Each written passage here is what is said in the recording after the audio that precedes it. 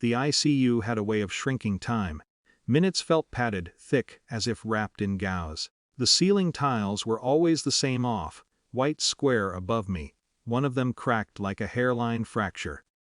Machines breathed when I forgot to. I learned the rhythm of those sounds before I fully understood what had happened to my body. I knew about my legs before the doctors used careful words. I tried to move my toes under the blanket and felt nothing answer back. The absence was loud. Not pain, something colder. A fact settling in. When my wife came in, she didn't look around the room. No searching for my eyes, no flinch at the tubes. She stood near the foot of the bed, close enough that I could see the crease between her eyebrows, the one that showed up when she was annoyed rather than worried.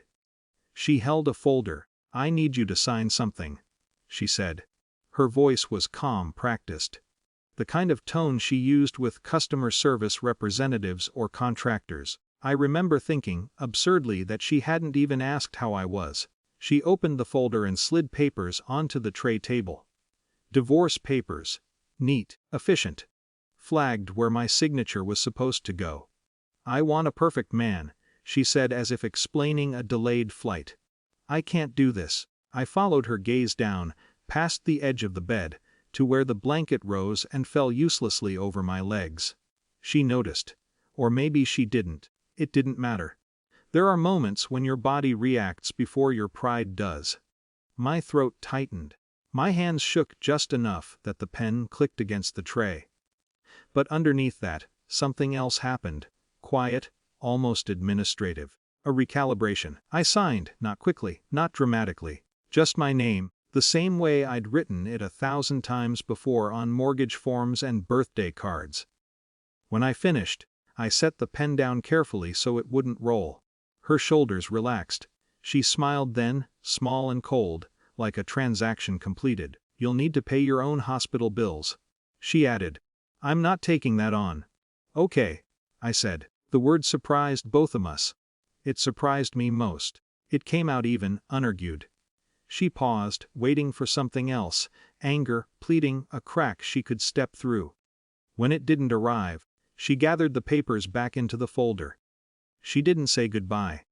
After she left, the room felt larger, emptier in a way that had nothing to do with her physical absence. I stared at the crack in the ceiling tile and waited for the emotional collapse people talk about. It didn't come. Not then. What came instead was exhaustion, thick and absolute. The days that followed were filled with logistics disguised as care. Nurses adjusted lines and spoke to me like a person. Doctors explained timelines without promising outcomes. I nodded. I asked the questions that mattered and let the rest drift. The bills began arriving before I was transferred out of intensive care. Envelopes stacked by the window I couldn't open on my own. Numbers too large to feel real yet. A nurse named Carla noticed the folder one afternoon while helping me sit up. She didn't react when I told her what it was. She just frowned slightly, the way people do when a process doesn't line up. "Has anyone talked to you about financial advocacy?" she asked. I shook my head. She nodded once. "I'll put in a note." That was it. No sympathy speech. No outrage on my behalf. Just procedure. The hospital social worker came the next morning. She introduced herself, sat where my wife had stood days earlier, and asked questions that were precise and oddly grounding. Marital status, date of separation, insurance policy holder, timing. When she read the papers, she tapped one page with her finger. "These were signed while you were under heavy medication," she said. Not accusing, just factual. "And before discharge." "So?" I asked. "So there are protections," she replied. "And obligations. Not all of this works the way she thinks it does." Something shifted then, not inside me, but around me. Like a door quietly closing somewhere down the hall. The hospital administrator followed later, all polite professionalism and laminated badges. They spoke to me about billing holds, interim coverage, and documentation reviews. I listened. I asked for copies. I thanked them. No one called my wife in front of me. No one raised their voice.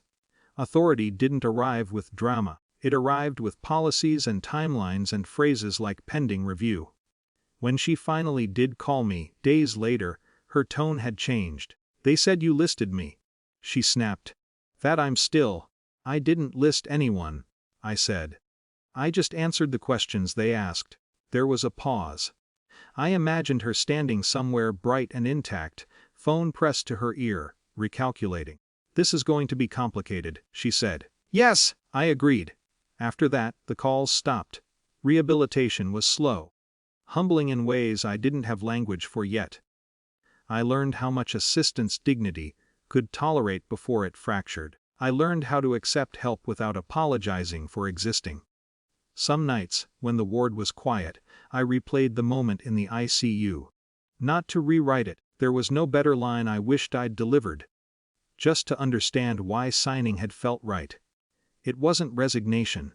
It was recognition of who she was in that moment. Of who I couldn't afford to become. The marriage ended on paper months later, in a conference room that smelled like old carpet and toner. I wasn't there in person. My lawyer handled it. I watched the ceiling of my apartment instead, noticing a crack that looked strangely familiar.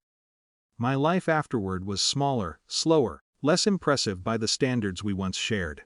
But it was mine, uncontested, quiet. Sometimes dignity doesn't announce itself. Sometimes it's just the absence of begging. The refusal to perform pain for someone who has already left the room.